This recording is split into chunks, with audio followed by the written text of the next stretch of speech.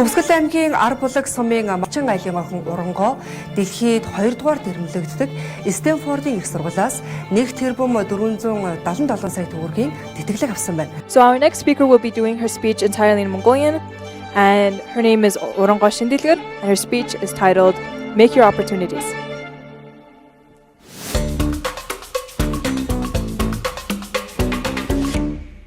Hi guys, Диплом подкастын 3 дугаар улирлын 3 дугаар дугаартаа тавтай морил.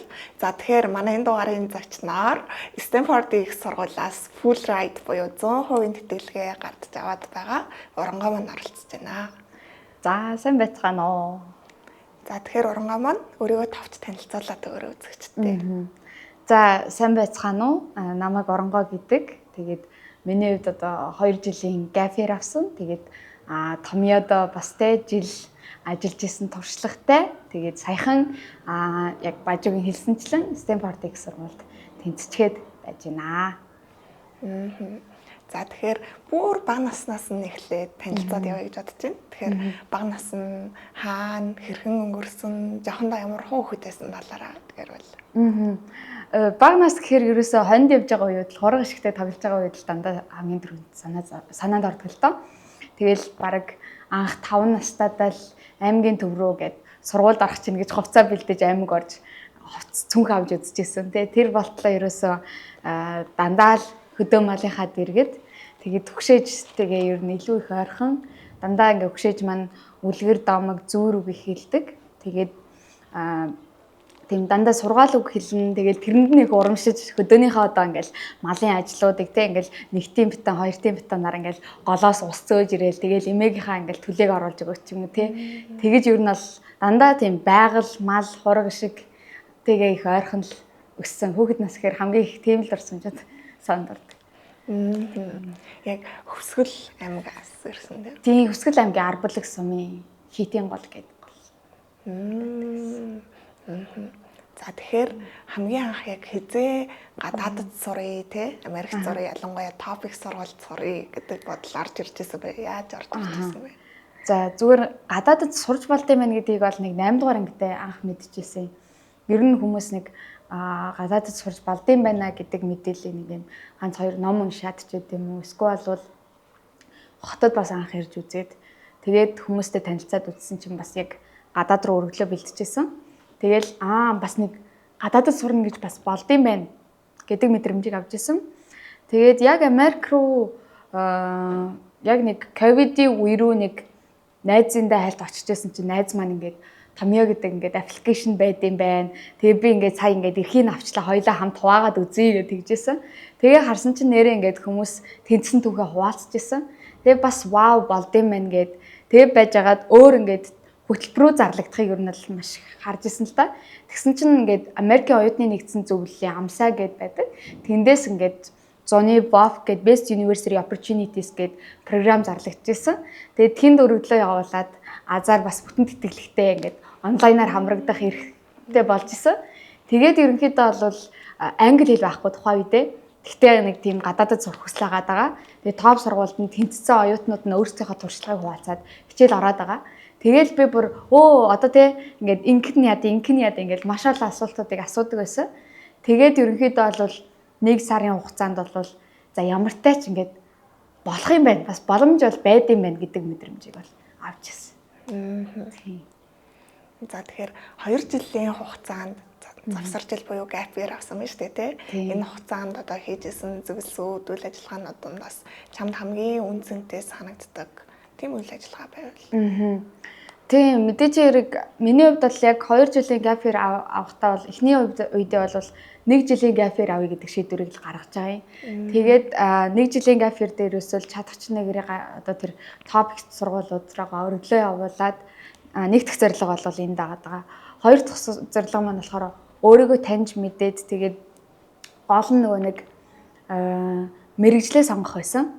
Тэгээд ерөнхийдөө бол боломжууд руу л өөрөө reach out хийжсэн л да. Тэгэл одоо манай Томьёогийн захирал инхчээ ихч байсан тий. Тэгэнгүүт би яг булганд ингээд хоол идээд явж явах замдаа ингээд хөвсгөлөөс тий Томьёо хоёрын хооронд ирж явж явах замдаа ингээд тааралдаад тэнгүүтээ ингээд сайн байна уу ингээд танаас юм асууж болох уу гингүүтээ ингээд яг apprentice-ийг үзээд бизнесийн удирдлагын мэргэжилтэй хүмүүс маш сонирхолтой харагдчихсан. Тэгээд би яг танай компани ингээд те дадлага хийж болох болов би ингээд мэргэжлээ сонгох гээд ингээд яаж байгаамаа гэдгсэн чинь өө заа гэдэг ингээд надаа мэйл хаягаа ингээд өгчээсэн. Тэгэл би бүр вау гээл тэгэл яг хажууд нь ажиллаж үзэх бас боломж нээгдэж байгаа юм байна гээл анх тэгээ юугаач мэдэхгүй ингээд баг компьютер дээр юм шивж чадахгүй иржсэн. Тэгээд дараа нь болохоор би яг азар боловсролын компанид орсон байсан тий. Тэгээд боловсрол дотроо яг технологиор дамжуулаад тэгш хүртээмжийг яг Монгол улсын сурагчдад хүргэх тийм зорилготой тийм компанид ирсэн байсан миний хувьд бол маш том аз байсан. За тэгээд яг ингээд яг надтай адилхан ижилхэн бэкграундтай төстэй тийм хүүхдүүдэд гарц гаргалгаа илүү дээр алхмуудыг ингээд гаргаж байгаа төслүүдийг хэрэгжүүлж байсан. Эндээс онцлоод дурдах юм бол миний хамгийн сэтгэлд үлдсэн зүйл маань бол яалтчгүй Tomio Ella гэдэг англи хэлний аппликейшн маань байгаа. Тэгээд англиныхаа аппликейшны яг контентийг нь бүр хамгийн анх яг аппликейшн хийх үү гэхээсээ ч өөр те нэг л англи хэл дээр сайн л хэрэгтэй зүйлийг ингээл хийгээд өгчмөр байна гэдэг зүйл дээр ярьж исэн бол маш олон ингээд сарын судалгаа төлөвлөгөө юмнууд явсны эцэст бол сүүлдээ бүр аппликейшныхаа контентийг нь хүртэл менеж хийгээд явдаг болсон. Тэгээд энэ бол миний хувьд бол яг өөрийнхөө ингээд тухайн үед маш их гацдаг байсан гацаанд байсан үеуд дээрээ гарц гаргалгаануудыг хийж бүтээх өөрөө бүтээдэг хүн болж явж явах үйл явц бол миний хувьд маш том хамгийн үнцэнтэй тийм үйл явц болсон. Тэгэхээр гапэр хавцаанд Tomio'д ажилласан байгаа тийм. За тэгэхээр 2 жил бас ингээ гапэр авчлаа. Тэнгүүд яг Монголд одоо зарим хүмүүс хамаатнууд ч юм уу те арай хөгшин настай хүмүүс ойлгодгүй штэ гапэр завсарч ил гэдгийг сургуулаасаа хоцорчлаа, сургуульд орж чадахгүй байх, завсардчлаа гэдэг ч юм уу. Тиймэрхүү сэтгэл шүүмжүүд ерөөхдөө хэрэг ирдэг байсан бэ. Угаасаа энэ бол их тодорхой зүйл л дээ. Өөрөө ч би ингээд гапэр нэрээ би зөв юм хийж гэнэ үү гэж байнгаар хэлцдэг гэсэн. Тэгээд аав ээж маань ч гэсэндээ ер нь зөвшөөрөхгүй байсан.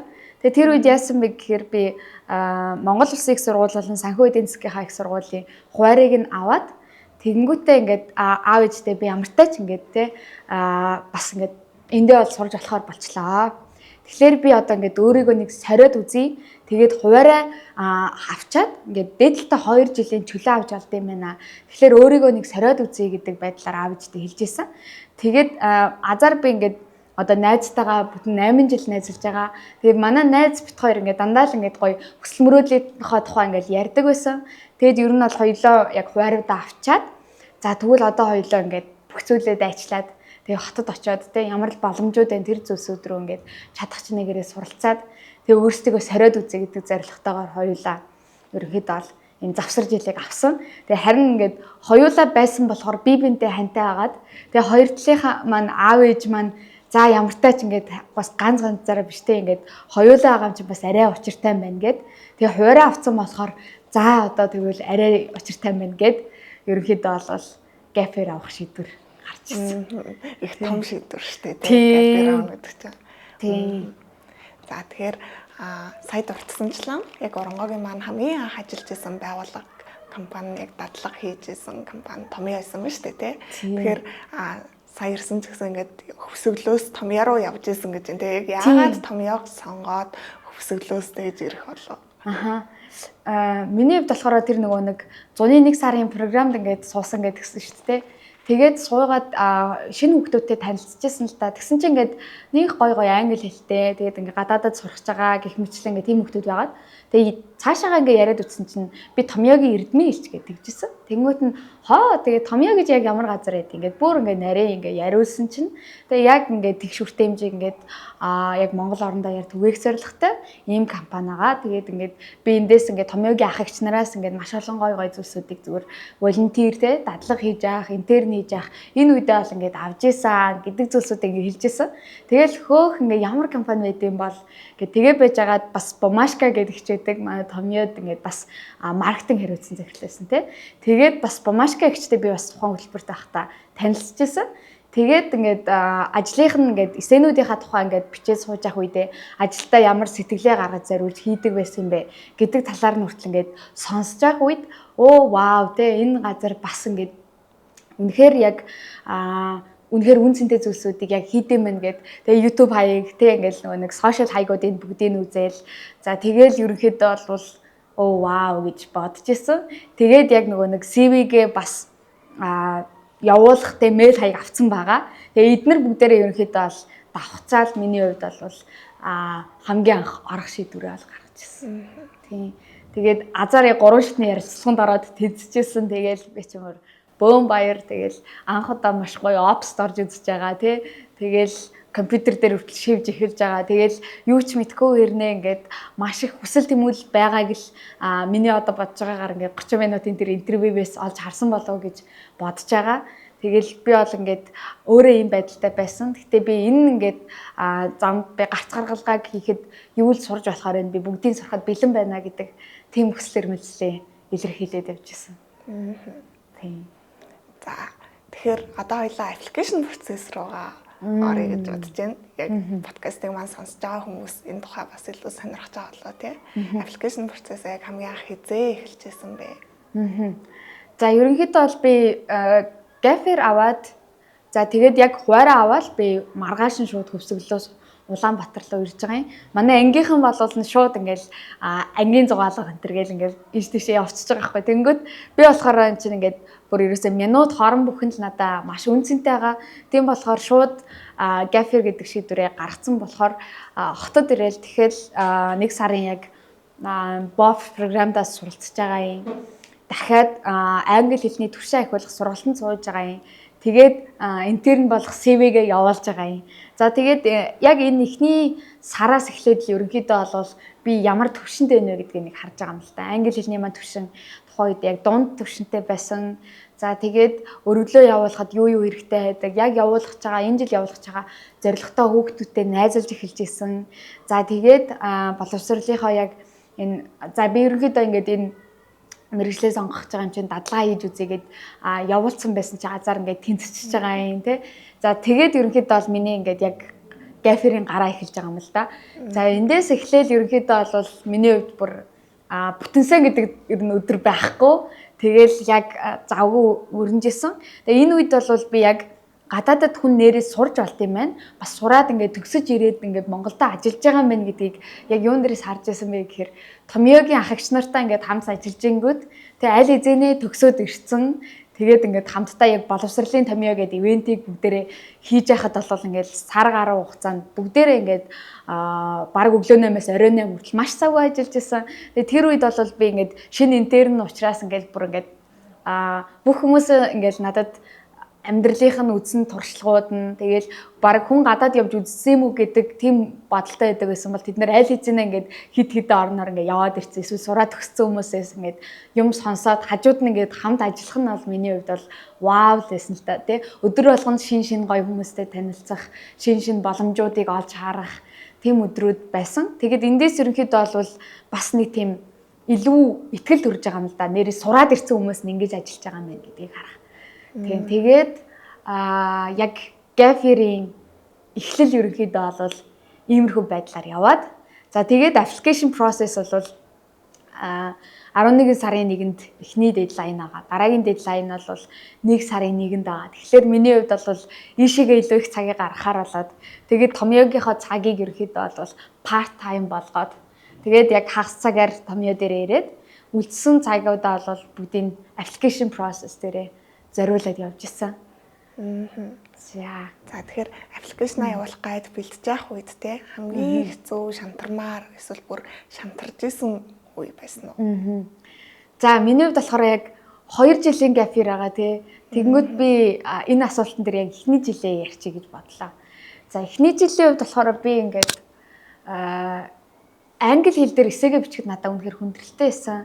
Тэгэд би ингээд хичнээн ингэх санаа хэрэгтэй байгаа гэж байгаа ч гэсэндээ би ингээд санаагаа бичгийн тулд би баг ингээд монголоор ингээд 3 дэвтэр дүүрэн ингээд нооргууд бичиж гаргаж исэн. Тэгээд би яг тэр асуултуудаа ингээд орчуулж агаад монгол болгож байгаа тэрийг ингээд монголоор би эсээнүүдээ бичиж явах үед ерөнхийдөө бол яана би нэг нэрээ англиар буулгаад явуулж чадах уу гэдэг нь хүртэл миний хувьд ингээд хайдс байсан. Тэгээд байж явах үед би ингээд Томьёогийн яг манай Томьёогийн захирал байсан одоо Эрдэнэхаасаа би ингээд тодорхойлох цагт бичиж өгч болох уу гэд асууж исэн. Тэгээд би яг тэр үед тодорхойлох цагтлаа харсан чинь бүр ингээд бүр үнэхээр ингээд сэтгэл төрхөөж гайхалтай вау ингээд намайг ингээд маш гоё үгээр ингээд тодорхойлцсон байсан. Тэгээд би тэр тодорхойлох цагтлыг хараад хөөхтэй ингээд эзэн хичээвэл заяа хичээнэ гэдэг шигтэй ингээд заяа нь хичээсэн гэдэг шигтэй надаас бусад одоо ингээд намайг тодорхойлж байгаа бас материал тодорхойлох цагтл гэдэг зүйл байдаг те. Тэгмүүд энэ зүйлс маань намайг маш гоёор тодорхойлсон байхад миний эсээ өөрөө энээсээ муу юу яана гэж би өөрөөсөө маш их айсан. Тэгэд би бүр ингээд шууд чадах чинээгээр ингээд монголоос англи руу эсэгээ бичиж эхэлсэн. Тэгээд би ингээд эхэндээ бүр ингээд 2 сар бараг транслейттэй хамжиж ингээд бичсэн чи бүр амар тийм модон эсэнүүд гараад исэн. Тэгсэн ч гэсэндээ би ингээд яаж одоо эсэгээ ингээд илүү гоё болох вэ гэд англи хэлтэй бүр хүмүүстээр хүртэл ингээд явж очиад тэгээд би энэ монгол санааг л яг англи болгочмоор байна гэж ингээд барьж очих нь надад ерөнхийдөө бол нэлээд тийм урт тэгээд бас нэлээд тийм болох ч юм уу гэдэг тийм эргэлзээтэй тийм бүх юм яг юм жоохон тодорхойгүй нэг юм болгочих гол яваад байгаа. Тэр нь бас надад жоохон нэлээд хүндрэлтэй үе байсан. Тэгтээ ямар тач орчуулсаар агаад тэгээ эхний жилээ бол яг 10 гаруй сургууль руу өргөдлөө явуулж ирсэн. Тэгэхээр эсээ бичгээд ерөнхийдөө нэлээд хүндрэл. Тий, эсээ бичгээд нэлээд хүндрэлтэй байсан. Тий. Тэгэхээр тэр эсээ нь одоо Стэнфордод тэнцүүлсэн эсээ нь тий. Нууцшил яг юуны талаар байсан бэ? За энэ бол ер нь нэлээд тийм бас яг ярихад бол нэлээд хүнд сэдв. За гэхдээ яг би зүгээр тухайн бичиж байх үед яг юуг илүү ойлгоод тэгээ бичсэн бэ гэдэг талаас нэг ярих юм бол би ингээл хүмүүсээс ингээ эсэн дээрээ зөвлөгөө авахар надад ингэдэг байсан байхгүй юу. Чи ингээ хөдөөнийх юм уу те. Вау чи тэгвэл хөвсгөл юм бол ямар ингээд уул хад те ямар байгальд ингээ чи байсан бэ. Вау гэл ингээл нэг тийм хөдөө гэхэр л вау гэл хүмүүс тэгдсэн байхгүй. Тэгэхээр нь би бүр ингээд вау ингээ манай хөдөө тэгвэл амар гайхалтай байна. Би хөдөөнийхөө гоё ингээ бичгсэн болов гэж ингээл эхний ингээд нооргууд ингээл бичигдсэн чинь бүр ингээл нөгөө нэг юм баг те ингээл цэнхэр тэнгэр өндөр уулс гэл нэг юм гоё Монголын ингээл гоё шүлэг шиг байдаг шүү дээ те. Тэрэн шиг би баг ингээд монголоор ингээ бичиж байхдаа бол ингээл нэг гоё ингээл монгол эсээ яваал гэдэг те. Нөгөө гоё орон нутгаа те ингээл байглаа магтаал гэдэг ингээл манай хөдөө гоё те. Тэгэл тэгж жагаад ингээд за тэгвэл энэ ингээд эсээ чиний яг ямар зан чанарыг харуулж байгаа юм бэ гэл асуусан байхгүй юу. Яг би баяраа хахтаа ингээд менторинг цаг аваад яг ингээд томьёо дээр уулзсан. Тэгэл уулзаад асуусан чинь за окей хөвсгөл гоё юм байна. За тэгвэл хөвсгөлийн одоо энэ гоё ингээд уус те яг чамааг яаж харуулж өгч байгаа юм бэ гэл хэлэх гэсэн чинь би бүр ингээд хөвсгөл гоё л гэдэг те ерөөсө тэгээ ингээд болж өгдгөө. За тэгээд би за тэгвэл чи хөвсгөлд ингээд хөдөө байж ах чинь чамд сорилттой үед ингээд тулдаг байсан уу? Ямар чи мэдрэмжүүдээ харуулмаар байгаа гэдэг хэлээ. Тэгэнгүүт нь л тэгэл те адар бороо аян цахилгаан зууд те цасан шуурга ингээл маш олон л ингээл байгалийн ингээд маш олон өөр төрлийн ингээд ситүэйшнүүд ингээд болдог. Тэгэд энэ цаг үед ерөнхийдөө бол ингээд гинтийн маш олон сорилттой зүйлүүд ингээд гардаг байсан ингээд би хэлжсэн. Тэгсэн чинь л за чи тэгвэл эндээсээ юу суралцсан ингээл тэгэнгүүт ингээл надад ингээд зан чанарууд гарч ирж байгаа юм л да. Альва нэг гинтийн сорилтыг ингээд даван туулах. Тэгээд одоо те тухайн ингээд цаг үед шууд гарц гаргалгааг хайх.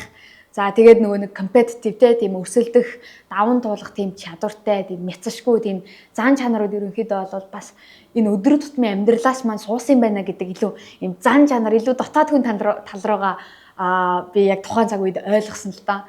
За тэгэл тэр үеэс хойшоогоо би эсээгээ илүү ингээд дотроосоо тэгвэл ингэж би ийм зүйлсүүдийг хийдэг байсан юм байна. Окей би өндөр уул руу те 5 цаг ингэж алхачиж уулын орой дээр гардаг байсан юм. Энэ цаг үедээ тэгвэл надад ямар зан чанарууд урт хугацаанд ингээд үлдсэн гэдэг тал руугаа илүү доторлуугаа өнгөж эхэлсэн. За тэгээд эндээс ерөнхийдөө бол би эсэн дээр ерөнхийдөө бол хамгийн гаргасан бас нэг зүйл маань бол би яг цасан шуурган донд хонинд явж явах үед бол ингээд байгалийн ингээд гинтийн нөхцөл байдал гарч исэн. Тэгэд энэ үед ерөнхийдөө бол би тэр нөхцөл байдлыг хүлээн зөвшөөрөхөөс ч хэцүү, бүр ингээд амьд үлдэх болов гэхээс айж байгаа. Тэгээд одоо тэ чон гинт гараад ирвэл яана, малнууд маань ингээд гинт ингээд салхинд тугдаад харж чадахгүй бол яана. Тэгэл ерөөсөө нүүр нүдгүү тийм цасан шуурсан тэр нөхцөл байдлаасан. Тэгээд тэр цаг үеэс гарахад надад ямар мэдрэмж төрсөн те. Тэгээд одоо байгаа амьдарч байгаа байдлынхаа жижигхэн бүр те эд жижигхэн бүхэн одоо энэ бүхэндээ амьдарч байгаадаа маш их талархаж энэ байгалийнхаа тэр олон тэр сорилттой зүйлсүүдийг давсны дараа те 100 хэдий болдог ч гэсэндээ 100 цаг ирдэг, ургамал ногоо ургадаг, тэгээ сайхан цаг ирж байгаа. Тэгэд энэ болгоны үйл явц болгонуудыг ингэж маш хоёр мэдэрдэг болсон. Тэгээд энэ нь бол те надад ингээд байгаа зүйлсийг энгийн жижигхэн зүйлсийг тэгж байсан бай хамаагүй ингээд хүлээн зөвшөөрөх, хайрлах тийм сэтгхүйг маань ингээд илүү их төрүүлдэг гэдэг бас талаасаа эсийг харуулж өгсөн. Тийм. Гайхалтай. Тэгэхээр илүү өөрийнхөө бэкграундыг оруулаад те бас үйл явдал дээр тодорхойлж бичсэн байна шүү дээ. Тий. Тэгээд тэгсэн дээр бас нэг Don't Tell Show гэдэг нэг зарчим байдаг. Тэнгүүт би болохоор их тэл их гэдэг байсан. Жишээ нь энэ өндөр уул гэл те тэнгүүт ингээл вау гоё юм байна гэж хэлж болно те. Тэнгүүт би болохоор шоу хийж байхдаа яаж байгаа вэ гэхээр өндөр уул руу би те 5 цаг ингээд мацаж алхаад тэгээ явж хахад гинт ингээд цасан шуур гарч байгаа гэдэг ч юм уу те. Тэнгүүт энэ нөхцөл байдал бол надаа ингээд хурдан гүгээд ч ингээд харахад хэцүү ийм болчихж байгаа. Цогтгож хэцүү, ийм хол алслагдсан болчихж байгаа гэдэг ч юм уу те. Ингээд нөхцөл байдлаа яг ингээд шоу хийгээд ирэхээр угаасаа энэ хүн бол нэлээд өндөр уулан дээр байсан юм байна. Нөхцөл байдал нь ийм байсан юм байна гэдгийг тэр хүн өөрөө яг ингээд learn буюу тухайн уншаад өөрөө ойлгох үз тийм байдлаар мэдрэмжийг өгж байгаа нь бол эсэн дээр их чухал байд юм байна гэдгийг ойлгосон. Гайхалтай. Тэгэхээр аппликейшн өргөдлийн хувьд яг нэг юм руу цохилох хэрэгтэй гэж ярьдаг шүү дээ. Тэгэхээр оронгоогийн хувьд яг өргөдөл нь тэр чигээрээ юу руу цохилж байсан бэ? Миний хувьд өргөдлийн хувьд яг өөрийнхөө хамгийн том харуулъя гэж бодож ирсэн зүйл бол make your own opportunities буюу яг чи өөрийнхөө боломжийг бүтээ. Тэгэхэд бол боловсролын тэгш хүртээмж бас маш чухал юм байна гэдэг зүйлийг рөл болгосон. Тэгээд яг хэрвээ би аппликейшнээ хоёр үгээр илэрхийлэх юм бол equality education буюу боловсролын тэгш хүртээмж. За энэ дээр бол яг өөрийнхөө тэ миний яг personal яг хувийн background буюу миний яг өөрийн маань хувийн нөхцөл байдал дээр бол тэ маш олон зүйлсүүдээс яг тусгаарлагдсан тийм орчин нөхцөл дээр байж байгаа юм.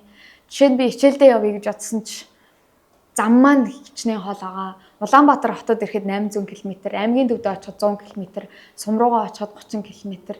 Тэгээд манай тэнд бол одоо интернет сүлжээ байхгүй байгаа дээ. За тэгээд зам маань бас тийм амархан биш байна. Жишээ нь зуны цагт гэж бодоход үерлэл гол үерлж яхад машин хүртэл одоо бараг урсгуу хэмжээний голтой болчихно. За тэгээд энэ үед бол бүр ингээ мориор гарахад хүртэл ингээд бараг мориор ингээд автагаа би нэг удаа сундалтаад ингээд гарч исэн л да. Тэр үед бол би ингээд сар гараа гэртээ хараагүй байжгаад тэгээ аав ээжигээ санаад байгаа шүү дээ. Тэгээд гэртээ харах гэсэн чинь машин гарахгүй, мотоцикл гарахгүй. Тэгээд аав маань мориор намайг голоос гаргаж авчихсан. Тэгэхэд би ингээд аавыгаа ингээд маш чангаар ингээд тэрвэл гол гарч явах үед ингээд өмнөдний маань доотлон ингээд нороол гарч байгаа байхгүй юу? Морины маань ингээд имэйлний ингээд ихэнх хэсэг нь ингээд нороол тий. Тэгэл энэ мэтлэнгээр ингээд сурах хүслийнхаа төлөө явдаг. Зам болгондоо би ингээд гэртээ харихын тулд ингээд дор иж олон цагийг ингээд зарцуулж байгаа. Тэгэд энэ зам болгондоо би тий яг энэ замдаа би юу суралцав тий. Амьгтаа очиход би энэ хол замыг туулаад юу суралцав гэдэг зүйлээ маш их тийм бодож тунгаа хорон зайг гардаг байсан. Тэгээд бас яг хөдөө нутагтаа очиход бол би эсрэгээрээ нөгөө тийшээ те энэ боломж руу очивол би юу хийх бол гэж те дандаа ингэж хайрцагнаас нэгтлээ дандаа гарч те энэ боломжууд дээр очивол би юу сурах бол эсвэл би энд шинээр юу бүтээж болох бол гэдэг дээр дандаа уул яриа дээр бодож явдаг байсан. Гэхдээ одоо те миний хувьд бол тэр манай хөдөө байгаа энэ газар нутагт маань бол хэдий боломж зүйлсүүд тутмаг байгаа боловч миний үед байгаа газартаа би жишээлбэл тэр одоо тэр сайхан уудам орон зайд надад бодох боломж байсан юм байна. Ямар ч хэлсэн интернет байхгүйсэн ч гэсэн. За тэгээд тийм байсан ч гэсэндээ интернет дээр хальт очиод утсандаа подкаст ч юм уу, номны одоо ингээд аудио бук ч юм уу татаж аваад хөдөөнөө хондоо явж явахдаа сонсох нэг боломж байгаа юм байна. За ямар ч тач бал цаас байгаа юм байна. Бал цаасан дээр би одоо өөрийнхөө бичиж байгаа эссе гэдэм үү, хүсэл зориг байдэм үү, энэ зүйлсээ буулгах боломж байгаа юм байна гэдэг ч юм уу. За ингээд хөдөөнөө ингэж боломжуудыг эрэлхийлж эхэлж байгаа юм. За тэгээд аймагтаа очиод, сумдаа очиод, эсвэл хотод очиод ч гэдэм үү те өөрийнхөө хувьд бол хамгийн гайхалтай гэж бодсон боломж олгонлоо би чадах чинь гэрээ алхмуудыг хийж исэн. За тэгээд энэ алхмууд дээр очиод би энэ боломжоо толтлон чадхаараа ашиглаж исэн. Тэгээд энэ зан чанаруудаа би ерөнхийдөө миний эсэний ингээд хэсэг бүхэл болгон дээр ерөнхийдөө бол цохилж исэн болов гэж бодож байгаа. Төрөний яг personal statement маань бол илүү суур маань болж өгсөн болов гэж бодож байгаа. Хэдий би энэ эсэн дээр огт боловсролыг яриаггүй, хонинд явжсэн түүхээ ярьсан. Гэхдээ би тэгсэн ч гэсэндээ би эндээс юу сурсан бэ гэхээр амьдралынхаа жижигэн хэсэг болгоныг нэрээ үн цэнийг нь мэдрэх ёстой байна. Бага боломжоо би чадах чинээгээр ингээд ашиглах хэрэгтэй байна. Энэ нь бас ирээдүйдээ ямар гой үн цэнүүдийг бүтээж болт юм бэ гэдгийг ингээд амьдралынхаа жижигэн алхмуудаас хараад те. Тэгээд жишээлбэл хөдөөдөр цасан шуурганд би одоо өөрөө амьд болтхийн тулд тэмцэж байгаа ч гэлээ гэсэндээ эцсийн болохоор тухайн мал амьдтуудыг би амьд үлдээхийн тулд жижигэн ч гэсэн тижээл өгдөг байсан ч гэдэг юм уу те. Тэгээд тэднэр маань өсөж үржиж байгааг харах нь миний хувьд маш гоё ингээд зүйлсээсэн. Тэгэхээр энэ мэтлэнгээр би малыг тижээдэг болгоод тэднэр маань ингээд амьдраад маш гоё ингээд том болоод өсөж үржиж байгааг нь харах нь миний хувьд маш үнцэнтэй байсан. Тэгээд энэ бол миний яг эсэний хамгийн том суур эсэ байсан. Тэгээд энэс цаашаа ингээд миний хийсэн замнал очсон газар болгон дээрээ би тодорхой хэмжээнд чадах чинээгээрээ боломжинд дутмаг байгаа хүмүүст боломж бүтээж өгөхийг хүсдэг. Өөрт боломж дутуу байвал тэр боломж дээр яг байгаа боломжийг эрэлхийлж суралцахыг хичээдэг байсан. Тэгээд эргүүлээд бас өөртөөгөө адилхан ижил тэр боломжийг хүсэж байгаа хүүхдүүдэд гарц гаргалгаануудыг замыг засч бүтээж өгөхийг хүсч ирмэлцдэг байсан. Энэ талаараа ер нь миний эсэ бүтэн цохилсан болов гэж би бол бодож байгаа. Гайхалтай. За тэгэхээр одоо ерөөхдөө ихэнх хүүхдүүд гадаадд сурнаа л гэж боддог штэ тий. Гэхдээ одоо оронгоогийн маань хувьд бол бүр ингээд хөвсгөлийн сумаас ирээд хөдөөнөөс ирээд англи хэл нь тийм ээ бүх юм тгээсээ эхлээд 2 жилийн хугацаанд хичээгээд зорилгодоо одоо хүртэл сууж штэ тий. Тэгэхээр зарим хүүхдүүд англи хэлтэй мөртлөө эсвэл чадвар нь байгаад байгаа мөртлөө нэг л итгэлгүй тий. Би тэнцэхгүй бол яана гэдэг ч юм уу. Би тэтгэлэг авахгүй бол яана гэдэг ч юм уу. Аль эсвэл гапер авахаас айгаад гэдэг ч юм уу. Тийм итгэлгүй болох үед бас байдаг шүү дээ тий. Тэр хүүхдүүдэд хандаж юу гэж хэлмээр байна. Нэг Адлерийн сэтгэл судлалын нэг ном байдаг л да. Миний нэлийн дуртай нь. Тэнгүүд энэ дээр юу гэж нэг ишлэл байдаг вэ гэхэлэр морийг голын дэргэд авчирч чадах ус уух хэсгийг морь өөрөө шийддэг гэдэг үг байдаг. Тэнгүүд энэ дээр таныг хичнээн бид нар боломжууд байдаг гэдгийг бүгдийн танд ингээд бүх материалын минь өгж болно. Гэхдээ та тэрийг ашиглаад өргөдлөө явуулах те. Тэгэд энийг яг явах шийдвэрээ гаргах тэр галт тэргийг эхлүүлэх сонголт нь яг үнэндээ таны өөрийн чинь гарт байгаа. Тэгээд миний хувьд бол хэдий ингээд маш юм дутмаг байгаа юм шиг байсан ч гэсэндээ энэ шийдвэрийг гаргацсан болохоор галт тэргээ эхлүүлсэн болохоор дуусгах гэдэг зорилготойгоор явсан тийм болохоор магадгүй тэднэрээс арай ингээд тэднэрт ингээд дүт амархан ойрхон ингээд шууд яваад очих гэрийнх нь хажуудах сургуульд очиход миний үед энэ хол замыг туулаад очиж байгаа ч гэлээ гэсэндээ тэр хүний орох хэсэг сонголт нь л таны өөрийнх нь гартагаа гэж хэлмээр байна. Тэгээд хэрвээ та үнэхээр ингээд за окей би заавал энэ American Topic сургууль сурнаа байдаг ч юм уу яг та тухайн хэмжээнд яг энэ шийдвэрээ дотроосоо гаргаж байгаа бол өөрийнхөө байгаа боломжуудаа хараад энэ боломжуудыг би өнөөдөр нэгдүгürt байгаа боломжоо би яаж ашиглаж чадах вэ?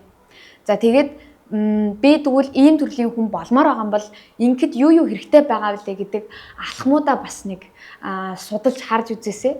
Тэгээд тэр алхмууд руу би ямар алхмуудыг хийвэл магадгүй би хүрэх боломжтой вэ гэдэг талаасаа зориглох юм бол одоо ганц би гэлтгүй надаас гадна зөндөө олон хүүхдүүд бас тэнцсэн түүх туршлагууд одоо ил гарч ирж байгаа учраас бас боломж байгаа юм байна гэдэг гэрэл бол асаалттай байгаа юм байна гэдгийг сая харж байна.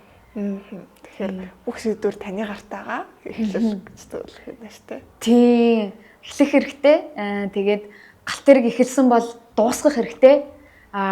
Дуусгах замд бол мэдээж хэрэг сорилттой бартаатай замууд бол маш олон гарна. Гэхдээ та дуусгана гэдэг шийдвэрийг гаргасан бол бас дуусгаж болдсон байна гэдгийг сая харсан байна. За тэгэхээр оронгогийн хувьд энэ шийдвэрээ гаргаад 2 жилийн хугацаанд галт тэрэндээ суугаад одоо зарсан зорилготой хүрсэн байна те. За энэ хугацаанд гэхдээ бүрийг үнэхээр шантармаар үе байсан уу? Тий. Энэ одоо би яг 2 дахь gap year ярьлага орох үеийг одоо шилжээд ярих юм бол 2 дахь gap year-ийн авах үед би яасан бэ гэхээр арай гэж аав ээжээсээ зөвшөөрлөө авч байгаа. Бүх зүйлээ ингээд зориулж байгаа, бүх ихэнх цагаа ингээд зориулж байгаа. Энэ зүйлийн төлөө цохилж байгаа. Гэхдээ яг ингээд 18 rejected хариу авсан байхгүй юу? 18 тэнцээгүй хариу авсан. 18 сургууль руу өглөө явуулаад. За тэгээд тэгвэл окей би одоо ингээд үнэхээр би ингээд дахиад өглөө явуулахад бэлэн юм уу гэж би өөрөөсөө ингээд асууж байгаа байхгүй. За тэгэл энэ үед би маш их өөрөөсөө ухаж асууж байгаа юм. Аав ээж бол за аав ээж нь одоо Монголынхан сургуулийн төлбөрийг ингээд явуулчих уу? Заашгүй сургуулаа эхлүүлэх үү гэж аав ээж бол шууд хэлж байгаа юм л да. За тэгээд тухайн үед бол би бүр яг юм гацаанд орсон юм шиг мэдрэмж төрж ирсэн. Тэгэл яг нэг юм энэ хүртэл ингээд өөрийгөө хичээснэ ингээд жилийн өмнөх өөрлөгөө эргээд харахад бол маш их акцийг жилийн өмнөх урангогийн үзэл бодол ингээд gap year аваад жилийн дараах өөрлөгөө харахад бол хүнээс ийм их цаг ийм их өөрийгөө дайчилж болдсон юм уу гэмээр өөрийнхөө хувьд бол нэрээ нэгч бүтэн сайнны амралтгүйгээр бүтэн жилийн хугацаанд баг ядаргаанд ортлоо ерөнхийдөө бол хичээж үзсний дараа бол би өөрийнхөө англи хэл рүүнийг харж байгаа юм.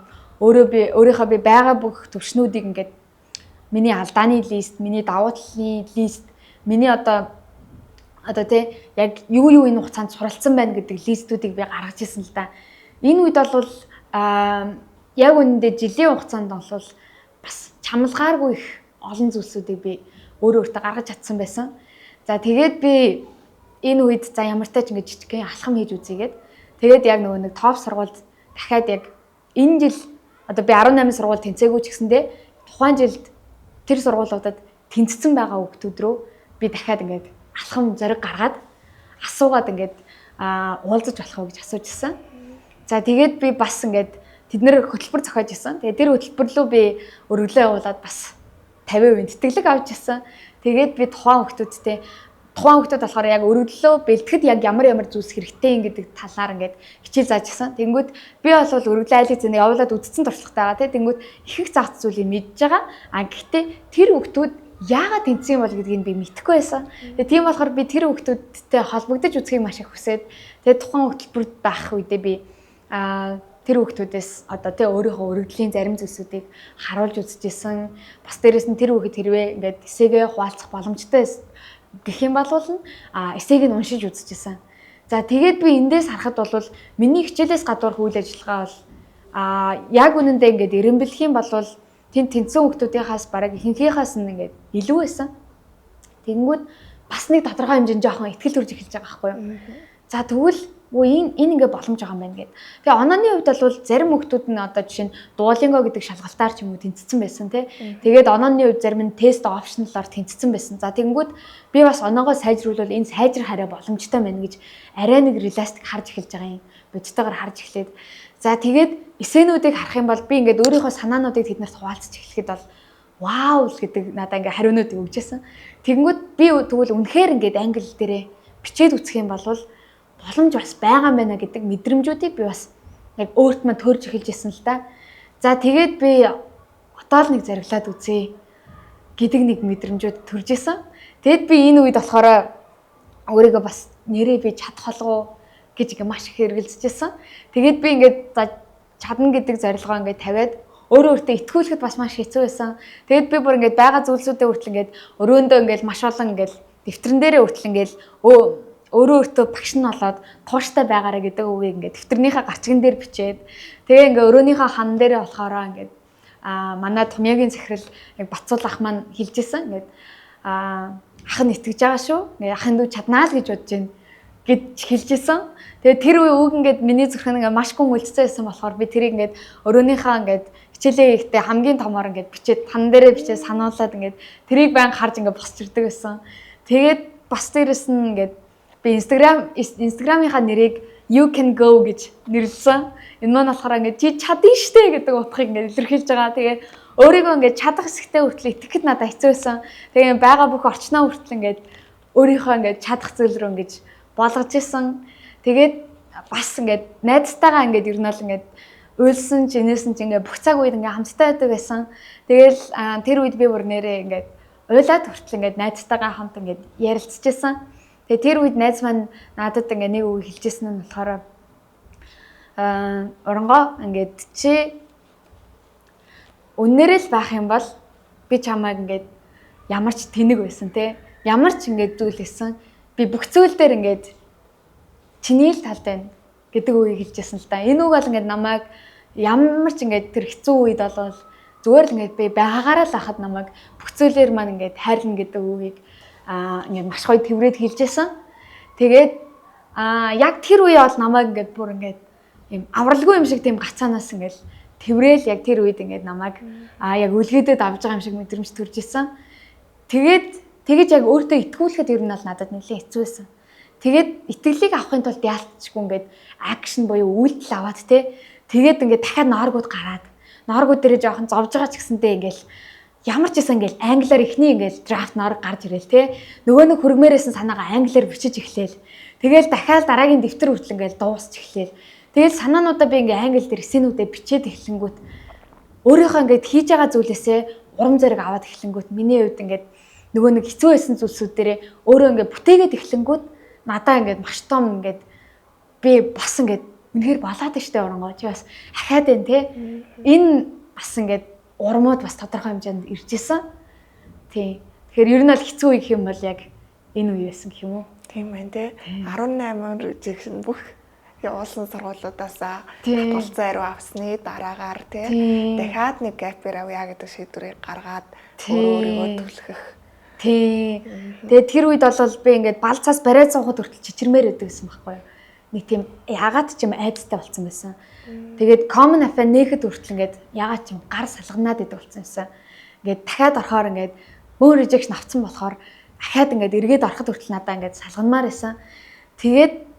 Тэгтээ яг тэгсэн ч гэсэн энэ үед ингээд ямар ч үед чинь би чамайг хайрлана гэдэг үг намайг бас босгож ирж ирсэн юм шиг санагдаж байгаа юм. Тэгээд яг тийм байсан ч гэсэндээ зориглоод ингээд эхний ингээд сар мар ингээд юмаа хийхэд надаа хэцүү байсан ч гэсэндээ өөрийгөө ингээд дасгаж аль болох ингээд өөрийгөө юм хийлгэх арай урам зоригтой болгодог жижигэн алхмууд, дадлуудыг ингээд хэрэгжүүлээл шин аргуудыг туршиж үзээл тэгээд бяцхан ч гэсэндээ ингээд өөрийнхөө ингээд гаргасан алхмуудаасаа ингээд өөрийгөө ингээд чи үнэхээр чадлаа чи өнөөдөр ингээд ядаж нэг нүүр юмыг англиар бичлээ гэдэг ч юм уу те. Энэ зүйлс болгондоо ингээд өөрийгөө ингээд урамшуулж эхэлснээсээ ерөнхийдөө бол дараагийнхын зүйлсүүдийг илүү арай урамтайгаар хийж эхэлсэн. Тийм. Тэгээд энийг бас ингээд даваад алхам хийж байгаа да. Тэгээд хийгээд бас чадсандаа бас үнэхээр одоо ингээд бодохоор яг энэ зүйл байгаагүй бол миний энэ одоо өнөөдрийн байдал ингээд тийм амттай байхгүй ээжтэй гэж бодож байгаа. Тийм. За тэгэхээр одоо ерөөдөө өргөдлөө явуулах процессын талаар, эсэнийхээ талаар ярьлаа. Одоо тэгвэл оронгоо маань Стэнфордд очиад энэ намар явна тий? Тий. Очиад ямар мэрэгчлэр сурах гэж бодож байгаа юм? Сонгосон байгаа юу? Яг миний хувьд сургуулаа сонгохдоо нэг чухал тодорхойлж исэн сургуулаа сонгож исэн зүйл маань хичээлийн програм байсан. Тэнгүүд би яаж байгаа гэхээр үнэхээр бүтэн тэтгэлэг гэдэг сургуулиудаа яг American Common App дээрээ яг өргөлөө явуулах Common App дээрээ би яг оруулж ингүүтээ програм academic interest гэдэг хэсэг дээрээ яг сурах байгаа програмуудаа сонгодог хэсэг байдаг. Тэн дээр би яг сургуулиудыг ингээд сонгосон чинь Stanford их сургуулийн програмуудыг харсан чинь болохоор Education, Digital Humanities, тэгээд Communications гэдэг ийм 3 academic interest хамгийн сонирхолтой санагдчихсан. Тэгээ энэ гурыгаа зөвлөөд яг явуулжсэн. Тэгээ бусад сургууль дээр ч гэсэндээ би харж агаад ер нь бол яг сонирхсан програм байхгүй бол өргөлөө явуулахгүй байсан. Тэгээд яг Stanford их сургууль руу өргөлөө явуулж явах үедээ би юу гэж хүчижсэн бэ гэхээр нэг чи ингээд яагаад Stanford их сургуулийн ямар education, ямар програмыг ашиглаад суралцмаар байна. Яагаад чи яг энэ сургуулийн ямар програмыг ингээд энэ сургуулийн програмууд нь сонирхоод байгаа юм бэ гэдэг асуулт байгаа. Энэ дээр би юу гэж өччихсэн бэ гэхээр Stanford их сургуулийн би яг education дотроо ингээд neuroscience хичээлсэн.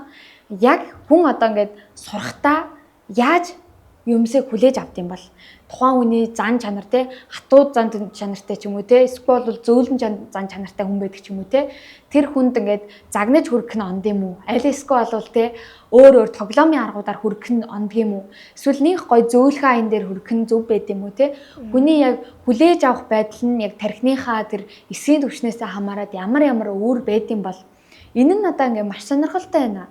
Мөн дээрээс нь би ингээд өөрийнхөө хийжсэн зүйлстэй ингээд холбоод биччихсэн. Жишээлбэл би одоо ингээд Tomio Ella гэдэг англи хэлний аппликейшнийг хийж явах үедээ те маш олон судалгаануудыг хийж үзчихсэн. Жишээ нь би ингээд үг цээжлэхэд хүн би жишээлбэл 8 төрлийн ингээд аргуудыг Tomio Ella аппликейшн дээр оруулж ирсэн. Тэгэхэд болохоор маш олон өөр аргуудыг судалж үзчихсэн. Тэгэхэд ингээд 8 цагийн давтамжтайгаар үгийг дахин сэргээн санах юм бол хүний ингээд тархины оюун санах ойнд нь илүү үлддэм байна. Зурагтайгаар эсвэл дуутайгаар дүрстэйгээр цээжлүүл илүү үлддэм байна. Тэгвэл өөр энэ аргуудыг туршиж үзвэл яах вэ гэх мэтлээ ингээд би хүнд ингээд үнэхээр хүрэх талаас нь ингээд яаж тэр хүнд ингээд тоглоомын байдлаар хэл сурах аппликейшнийг хүргэх вэ гэж өөрөө маш их ингээд бодож судалж байсан. Тэгэхээр энэ талаасаа би бас биччихсэн.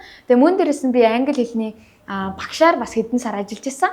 Энэ үедээ би яаж яасан бэ гэхээр Tomio Ella аппликейшныгаа би сурагчдаа татуулж агаад за та нар ингээ үгээ цээжлээ тэр тий би хэдэн үг цээжлэх та нарт ингээ даалгавар өгье. Тэгээд би ингээ самбар дээр бас ингээ өөр бараг 7-8 аргын ингээ тоглоомын аргуудыг баг олох аргуудыг эсвэл ингээ багаар ингээ өсөлдүүлэх аргыг ч юм уу эсвэл маш зөөлхөн софт аяд тавьж агаад хичээл хийлгүүлээ суулгах ч гэдэг юм ингээ маш олон аргуудыг ингээ туршиж үзчихсэн. Тэгээд тэгэнгээ бас англи хэлний интерактив байдлаар ингээ нөгөө аппликейшнээс маань хүүхэд ингээ ахиад байгаа байдлыг харах нь надаа ингээ маш гоё байсан. Тэгээд ингээ 2 сарын өмнө ирсэн хүүхэд 2 сарын дараа ингээ ямар болж байгаа. Тэгээд те өөрийгөө танилцуулаад маш ихтэйгээр ингээ миний урдаас ингээ тоглоомоор ингээ англиар ярьж байгаа нь хүртэл надаа ингээ вау гэж те хүнээс акцийг мэдэрж байгаа тэр тийм гялалцсан нүдтэй хүүхдүүдийг харах нь хүртэл ингээ надад ингээ маш гоё мэдрэмжүүдийг өгч ирсэн.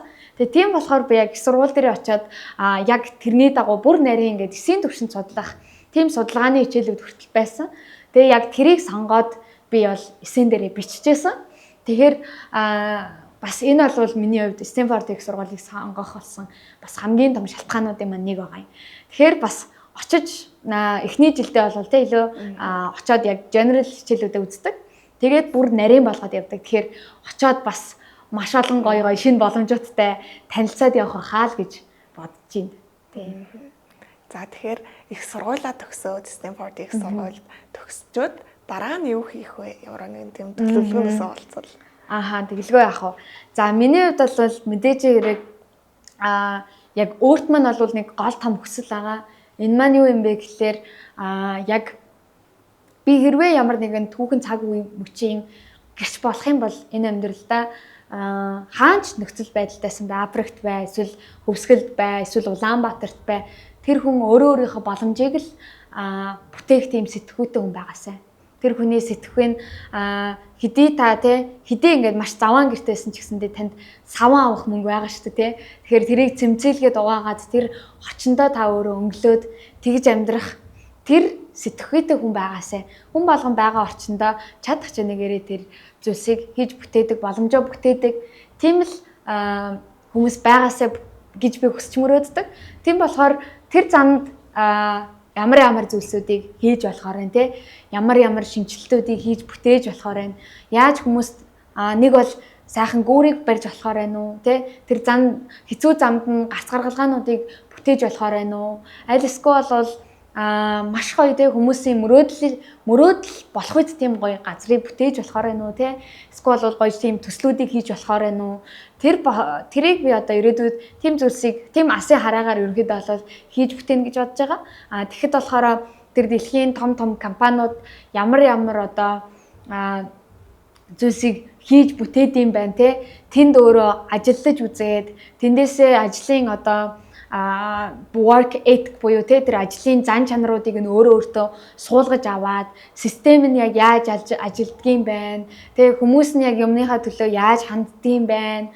Тэгээд ямар төслүүдийг илүү нийгэмдээ үн цэнтэйгээр хийж бүтээж болдго юм байна гэдэг маш олон туршлагуудыг эхлээд бол гадныхаа том компаниудад хоримтлуулж үзье гэсэн бол хүсэл байгаа. За тэгээд эндээс миний хувьд бол өөрийн маш олон туршлага, хүрээлэл, баг хамт олон өөр олон зүйлсүүдийг ингээд таньж мэдснийхаа дараа бол дэлхийд тийм үнцэнтэй зүйлсүүдийг хийж бүтээнэ гэж бодож байгаа.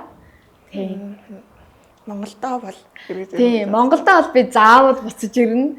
Тийм, тэгээд сайхан Монголдоо заавал буцаж ирнэ гэж боддог. Гэхдээ харин хизээвэ гэдэг нь бол маш сайн туршлага хоригдлуулад ирснийхаа дараа Монголдоо харин илүү үнцэнтэй зүйлсүүдийг хийж бүтээнэ гэж бол боддог. Тийм. За тэгэхээр Оронгогийн маань хувьд яг одоо их сургуульд гадаадд сурах гайд те гадаадд тэтгэлгээр сурахыг хүсэж байгаа аппликейшн явуулах гайд бэлдэж байгаа дүүнартаа зөвлөгөө гэвэл. За яг та бол шийдвэрийг гаргацсан байна шүү дээ те. Яг бэлдэж байгаа дүүнэртэй гэхээр эхлэх товчийг та бол эхэлсэн байна гэж байгаа бол эхэлсэнд чинь бүгдэнд нь баяр хүргэе. Тэгээд дараагийн хэлэх зүйл бол энэ замд чинь нэлээд тийм хэцүү юм шиг болимоор юм шиг уууд гарч байгаа. Гэхдээ та юунаас болоод болимоор байна гэдэг шалтгаануудаа нэг жагсаагаад бичээд үзэхээр дандаа ингээд те хийж байгаа зүйлсүүд, архиж байгаа зүйлсүүд ингээд ийм зүйлсүүд те хийж байгаа зүйлс дээрээ та ингээд явж явах юм бол та зөв замдаа явж байна гэсэн үг шүү гэж хэлмээр байна. За тэгээд яг emotionally те time management бас energy management гэж зүйлээ бас анхаарах хэрэгтэй. Цаг хугацааны хувьд үнэхээр боломжтой зүйл ээ нөө боломжгүй зүйл ээ нөө те сарын дараа та шалгалтаа өгөх гээд байдаг таны одоо төвшин чинь хангалтгүй байгаа гэдэг те тэгвэл та одоо энийг яг аль болох бодиттой байлгаасаа гэж хүсэж байна. Хоёр дахь зүйл маань юу вэ гэхээр хизээ танд ингээд одоо жишээлбэл ингээд чадах юм шиг байгаад байсан ч гэсэнтэй биенийхээ энергийн хувьд хүчрэхгүй үед байгаа. Тэгэхээр та энэ үедээ аль болох ингээд өөртөө зөөлөн хандаад те миний хувьд бол 7 хоног бол ууланд гардаг байсан. Тэгэхээр яадаг вэ гэхээр хөдөөг маань их санагдуулдаг байсан. Тэнгүүд би хөдөө яадаг байсан бэ гэхээр дандаа ингээд аймгаа ч юм уу бусад ингээд боломжуудтай энэ үеүдээ би дандаа өөр нэгэн өнцгөөс байглаас илүү ингээд сүрлэг том газар төрчихээр өөрийнхөө маш жижигхэн гэдгийг мэдэрдэг. Тэгээд эндээсээ би хийж байгаа зүйлсээ илүү ингээд тэрийг өөр талаас харах тийм сэтгүүтэй болоод ирдэг. Тэгээд ирэхээр илүү ингээд тарих амарч ирдэг. Тийм болохоор та бүхэн нэг бол би өөрөөсөө зөвлөх юм бол те ууланд алхах ч юм уу байгаль гараад үзээсэй гэж зөвлөмөр байна. Эсвэл өөр талаас хэлэх юм бол та аль болох өөрийгөө арай өөр нөхцөл байдлаас хараад үзэх юм бол та өөр мэдрэмжээр арай өөр сэтгүүгээр хардаг. Тэгээд эргээд та бусад зүйлс рүү орох юм бол энэ тэ өөрийгөө цэнэглээд тэгээ арай их хүчтэйгээр ордог шүү гэж бас хэлмээр байна. Тэгээд дахиад хэлэх юм бол нэг амар чухал юм бодсон байсан юм сая. Тийм. Эрүүл мэнд. Энэ бол бүр хамгаас чухал шүү. Тэгээд миний хувьд болохоор яаж ирсэн бэ гэхээр хитрхи удаа ингээ хитрхи буруу сууснасаа болоод бүр ингээ нурууны морилтай болж ийн гэж гараад тэгээд би бүр ингээ яг Стэнфордынхаа их сургуулийн өргөдлийг авчаад 2 хоногийн дараа ингээ 10 хоногийн эмчилгээнд явжсэн. Тэгээд бүр ер нь бол ингээ хуян энтер ингээ маш хөөрөөд тэгээд би бүр ер нь эмчилгээнд явтлаа ерөнхийдөө бол өөрийгөө тэгж хүчилж ерөнхийдөө сууж исэн. Тэгэхээр гэтээ энэ үед би дандаа ингээ 7 хоногт доороо хэж 3 удаа дасгал хийнэ гэж ингээ өөртөө яадаг гэсэн. Ингээ хөдлөхгүй л бол би бүр ингээ хөшөөд идэг болтлоо ер нь суудсан байсан. Тэгээд азар эмч хэлэхдээ намайг чи ингээ хөдөлгөөгөөд исэн тулдаа арай гайгүй байгаадсэн байна гэж хэлсэн. Тэгээд тэр ингээ эмчилгээнээсээ хаашаа олол ингээ тасралтгүй хөдөлгөөн хийсэн. Тэгэхээр миний зүгээс юу гэж хэлмээр байгаа вэ гэхээр та бүр заавал гэж би бол энийг хэлмээр байгаа юм. Бүр ингээ нөгөө нэг голын дэргэд ингээ очоод усуух хэсэг нь таны гарт байдаг гэдгсэн шүү дээ тий. Тэгвэл би заавал усуу гэж ингээд хүмүүсийг хэлэх зүйл маань эрүүл мэндийнхаа төлөө та заавал ингээд дадал болон хөдөлгөөн дээр анхаарах хэрэгтэй шүү гэдгийг би ингээд үнэхээр чинхүү хүсмээр байгаа. Тэгээд миний хувьд бол одоо яг жимээр явдаг. Тэгээд бас йога хийдэг, пиларес хийдэг тий. Тэгээд ууланд алхалт хийдэг, өглөө усаад тодорхой хэмжээнд ингээд гүйдэг гэдэг ч юм уу ингээд жижигэн ч гэсэн дадлууд тэгээд өөрийнхөө эрүүл мэндэд ингээд маш их анхаарч үйлдэлүүдийг хийдэг болсон. Тэгэхээр би бас та бүхэнд өөртөө хүсдэг те эрүүл байгаасаа гэж дандаа хүсэж алхам хийдэг шиг энэ өөртөө хүсдэг сайхан зүйлсээ бас хүсмээр байна. За тэгэхээр подкаст маань ерөнхийдөө дуусах тийшээ хандж байна. За тэгэхээр Оронговын маань хувьд сая хэлж амжаагүй те үзэгчд сонсогчдоо хэлэх зүйл байгаа бол. За энэ дээр би юу гэж хэлмээр байгаа вэ гэхээр яг хөх тэнгэр ингээд уудам шиг хорвоо дэлхий яг чамайг шагнах гэдэл хүлээгээд байгаа. Тэгэхээр та өөрийнхөө чадах чинээгээр өөрийнхөө боломжийг үүсгээд бүтээгээд хичээж байгаа цагт таныг шагнах гээд байгаа шүү. Тэгэхээр бүтэх хүртэл нь хичээгээрэй гэж хэлмээр байна. Тэгээд энэ замд чинь бол маш олон үүд хаалгууд хаагдана, гэхдээ дараагийн том үүд хаалга нээгдэж идэг. Тэгэхээр нэг үүд хаалга хаагдчихсан ч гэсэн дараагийн том үүд хаалга нээгдэн шүү гэж хэлмээр байна. За баярлалаа. Би тэгсэн оронгоотойгоо ярилцаад маш гоё урам зоригийг авлаа. За тэгэхээр хэрвээ оронгоогоос маань одоо зөвлөгөө авъя гэдэг ч юм уу те юм асууя гэвэл оронгоотой яаж холбогдох боломжтой вэ? За миний хувьд болохоор Tamiya app-ийнхаа ментор болж байгаа. За би ингээд маш их тогтолж байгаа. Яагаад вэ гэхэлэр миний хувьд анх Tamiya-да интернээр ирж явах үед Tamiya mentor application яг шинээр мэдлэх гээд бүтээгдэж явах үйл явц дээр нь би анх татлагчаар иржсэн. Тэгээд вау гэд яг анхаарч ирсэн. Яагаад вэ гэхэлэр надтай адилхан ингээд боломжийг эрэлхийлж байгаа тэр хүүхдүүдэд те яг жинхэнэ гүүрэн болоод яг тэнцээд төгссөн те эсвэл бол яг тэр зүйлсийг туулчихсан туршлагатай хүмүүс нь өөрсдийнхөө туршлагыг хуваалцах ийм Tamiya mentor application мэдлэгчсэн те. Тэгээд энэ үед нь би яг дадлагчаас нь эхлээд зарим ментор хүмүүстээр нь өөрөө очиод ингээд та одоо те өөрийнхөө ингээд менторийнхаа формыг бөглөөд манай аппликейшн дээр ментор болооч гэдэг ингээд анх одоо дадлагч явахдаа очиж исэн.